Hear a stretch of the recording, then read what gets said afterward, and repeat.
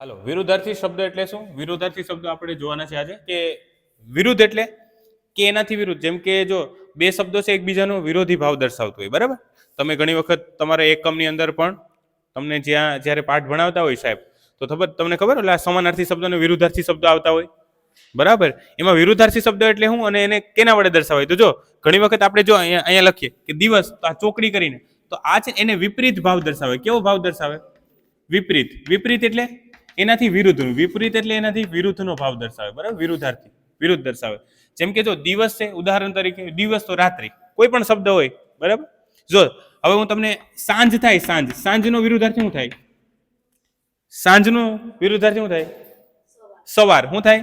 સવાર. તો જો આ એનું વિરુદ્ધાર્થી શબ્દ છે, તો તમને કોઈ પણ શબ્દ અહીં આપેલો હોય તો તમને એના વિરુદ્ધનો ભાવ ખબર હોવી જોઈએ. જેમ કે બીજો એક શબ્દ લખીએ, ઉપર તો, ઉપર તો નીચે, બરાબર. ઉપર તો નીચે. તો આવી રીતે આ વિરુદ્ધાર્થી શબ્દો છે. આપણે થોડા ઘણા શબ્દોનો અભ્યાસ કરીએ. ચલો, તમારે જવાબ આપવાના છે, બરાબર.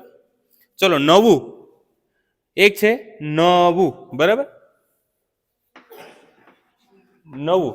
નવું નો વિરુદ્ધાર્થી શું થાય? બોલો તક્ષ. શું થાય? જૂનું, બરાબર. નવાનું થાય જૂનું. લખો, નવાનું વિરુદ્ધાર્થી થાય જૂનું, બરાબર. થોડા ઘણા ઉદાહરણ આપું તમને, બરાબર. હાલો, મીઠું તો, જેને આવડે ઊંચો હાથ કરજો. મીઠું તો એનો સમાનાર્થી, એનો વિરુદ્ધાર્થી શું થાય? વિરુદ્ધનો. આ સમાનાર્થી નથી, એનાથી હાવ વિરુદ્ધનો શબ્દ શું થાય? મીઠું તો, મીઠું તો, મીઠું તો કડવું. મીઠું તો ખારું ન આવે, મીઠું તો કડવું આવે. શું આવે? કડવું, બરાબર. આપણે નથી કહેતા કે કોઈ તમને કડવું વેણ કહે છે, કોઈ તમને મીઠા વેણ કહેતા હોય, બરાબર. તમારા સારા લોકો તમારું જે હિત ઈચ્છતા હોય ને એ તમને કડવા વેણ કહેતા હોય. નહીં, વાક્ય આમાં બનાવતા નથી આપણે, બરાબર. આમાં હવે એના પછી ત્રીજું છે, નીચે ઉપર આવી ગયું. હાલો, મોટું તો, મોટું હોય, જેમ કે મોટું, ઉપર હાથ કરો. જેને મોટું તો સંજના, નાનું. શું થાય? નાનું, બરાબર. મોટું તો નાનું. એના પછી આગળ લખીએ. હાલો, પૂનમ તો પૂનમ. પૂનમ, આપણે એમ કહેતા કે આ પૂનમનો ચાંદો છે. પૂનમ એક એવું આવે કે પૂનમ આવે ને એક શું આવે? અમાસ આવે. શું આવે? અમાસ, બરાબર. જો એનાથી વિરુદ્ધનું છે પૂનમ અને અમાસ. જો પૂનમની રાત્રિ અંજવાળું હોય તો અમાસની રાત્રિ અંધારું હોય, બરાબર. લખો એના પછી મિત્ર. મિત્ર તો, મિત્ર તો તક્ષ, નોટ. શત્રુ. શું થાય? શત્રુ. શું થાય? શત્રુ. શત્રુ, બરાબર. શત્રુ એટલે દુશ્મન, બરાબર. એના પછી આગળ લખીએ જાડુ. જાડુ તો આપણે કે આ તો બહુ જાડુ છે. જાડુ. ઓલું જાડુ નહીં હોય, આ તો જાડુ છે એમ આપણે નથી કહેતા, તો જાડુ છે. પાતળું. શું થાય? પાતળું. હાલો, એના પછી એક છે ખોટું. ખોટું તો, ખોટું તો જો ચોકડી કરવાની, જ્યારે વિરુદ્ધાર્થી શબ્દ આવે આને વિરુદ્ધાર્થી શબ્દ કહેવાય. વિરુદ્ધાર્થી શબ્દ આવે ને ત્યાં ચોકડી કરવાની હંમેશા, કેમ કે વિરોધનો ભાવ દર્શાવે છે. જ્યારે સમાનાર્થી આવે ત્યારે શું કરવાનું? બરાબર કરવાનું, બે લીટા કરવાનું, ઇક્વલ કરવાનું. લક્ષ્મી, ખોટું તો સાચું નહીં પણ સાચું. શું કહેવાય? સાચું, બરાબર. ખરું પણ કહેવાય સાચું, બરાબર. સાચું તો આપણે બોલીએ છીએ, બરાબર. હ નો ઉપયોગ આપણે કરીએ છીએ અહીંયા, પણ ખોટું તો સાચું, બરાબર. એના પછી આગળ કાળું. કાળું. કાળું તો એને શું કહેવાય? ક્રિનલ. ધોળું. ધોળું કહેવાય કે સફેદ કહેવાય?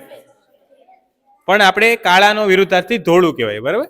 ધોળું. લખો, ધોળું. કાળું તો ધોળું, બરાબર. આપણે કે ધોળું ધોળું બગલું, તો કેવું છે ઓલામાં નથી આવતું બાળગીતમાં આવે ધોળું ધોળું બગલું ને ધોળું, બરાબર. સસલું, ધોળું ધોળું સસલું, ધોળું આપણે કહીએ ને. હાલો, એના પછી એક શબ્દ છે દુર્ગંધ. હાલો, કોને આવડે? દુર્ગંધ. જેને આવડતું કે દુર્ગંધ. દુર્ગંધ, બરાબર. દુર્ગંધ. દુર્ગંધનું વિરુદ્ધાર્થી શું થાય? સુગંધ. શું થાય? સુગંધ. સુગંધ, બરાબર. સુગંધ. પછી આગળ લખો, આ દુર્ગંધ લખો ને, ટપકું છે, બરાબર. એના પછી આગળ આગળ આગળ તો આપણે ખબર આગળ બેસની આગળનો વિરુદ્ધાર્થી શું થાય કિંજલ પાછળ સરસ આગળ તો પાછળ જો આવડે આને બરાબર ચલો એના પછી આગળ જાડી તો લખાવ્યું ને બરાબર જાડું પતલું ચડવું તો ચડવું એનો વિરુદ્ધાર્થી શું થાય ચડવું તો એનો વિરુદ્ધનો ભાવ શું દર્શાવે ચડવું તો ઉતરવું શું થાય ચડવું તો લખો એના પછી લખો ઉતરવું બરાબર ઉતરવું ચડવું તો ઉતરવું હાલો હવે છેલ્લા 3 લખાવો 3 કે 4 અહીંયા 1 ને 2 લખાવી હવે બરાબર પછી આપણે પૂરું કરીએ અહીંયા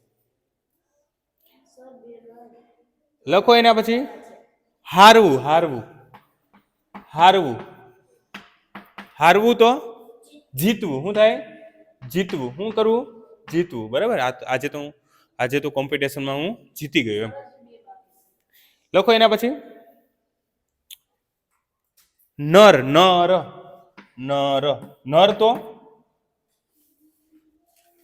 માદા શું થાય નર તો માદા બરાબર નર એટલે નારી અને માદા નર અને નારી નથી કહેતા નર એટલે પુરુષ અને માદા એટલે સ્ત્રી બરાબર કોઈ પણ જાતિની અંદર કોઈ પણ જાતિ એટલે કે આપણે કહીએ ને પુરુષ અને સ્ત્રીની મેલ ફિમેલ જો આ દુનિયામાં જેન્ડર છે ને જેન્ડર જાતિ બે જ છે હો દુનિયામાં સ્ત્રી અને પુરુષ હા બાકી જે જેન્ડર ઇક્વલિટી માટે આપણે જે આવે ને LGBTQ જે સમુદાય આવે એનું પણ ક્લાસિફિકેશન આવે છે પણ જેન્ડર બે જ છે નર અને નારી નર અને માદા પુરુષ અને સ્ત્રી બરાબર બાકી સબ પાખંડ છે શું છે પાખંડ એવું ઘણા લોકો કહી ગયા કે આ દુનિયામાં જાતિ છે ને એ બે જ છે પુરુષ અને સ્ત્રી બાકી સબ પાખંડ છે બાકીનું જે બધું તમને ઊભું કરવામાં આવે ને જાતિના નામે બરાબર જાતિ કભી જાતિ નહીં જાતિ કભી જાતિ નહીં હાલો છેલ્લો પ્રશ્ન નફરત જેને આવડે હું ચોથ કરો નફરત હું તો આને બહુ નફરત કરું છું બરાબર નફરત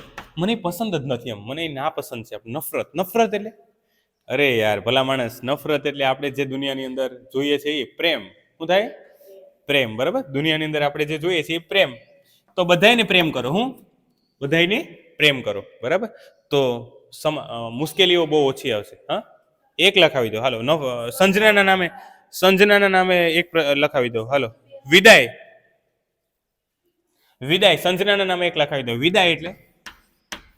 વિદાય એટલે કોને ખબર છે હાલો આ તમારે કહેવાનું છે મને અને હું તમને આપું એ તમારે હોમવર્કમાં લખવાનું છે બીમાર આનો હું જવાબ તમને આપી દઉં વિદાય એટલે વિદાય આપણે નથી કહેતા કે ભાઈ દીકરીના લગ્ન પ્રસંગે એની વિદાય સમારોહ એનું વિદાય હોય છેલ્લે ખબર અડધી કલાક વિદાય રડતા હોય ને બરાબર આમ રડીને હેઠા પડી જાય તબા તબી છોડતા હોય બરાબર દીકરીના વિદાય પ્રસંગે રડવું ન જોઈએ ખરેખર તો બરાબર કોઈ પણ પ્રસંગે આપણે રડવું ન જોઈએ સમજાય હા માણસ છે આપણે થોડું ઘણું આવતું હોય બરાબર રડવાનું તો એ આપણે એકાંતમાં રડી લેવું જોઈએ બાકી જાહેરમાં આપણે કોઈ દિવસ રડવું જોઈએ નહીં બરાબર કેમ કે એનાથી વિદાય એટલે આગમન શું કરવું આગમન થવું અને વિદાય થવી અને બીમારનું તમારે ઘર લેસનમાં છે આ તમારે તમારી જાતે ઘરેથી લખવાનું છે અહીંયા સુધી આપણે આ વિરુદ્ધાર્થી શબ્દ રાખીએ બરાબર